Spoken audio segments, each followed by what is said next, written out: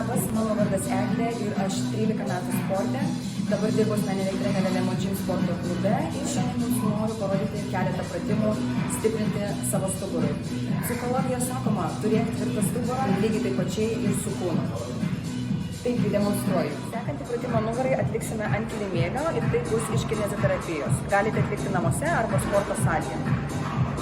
Keliavame ant kilimėlio į šuniuko poziciją, demas visą laiką po pietum, kelias podinant kaulų, presas įtemptas ir nepaleidžiam niekada nugaros. Ir tiesime priešingą ranką, priešingą koją taip, kad koja per daug aukštai nekiltų, būtų dubens kaulų lygyje, o ranka palei ausiai. Ir išsitempiam, jeigu kažko siektumėm su koja, su ranka, ir grąžinam ranką ir koją atgal. Iškvėpimas visada, kai sunku, tai mums sunku, kad iškelt ranką ir koją. Tai čia iškvėpimas. Įkvėpimas, kai susigrąžinti. Ir atliekame 20 pakartojimų, maždaug, kad gautųsi 10 viena ir 10 kita.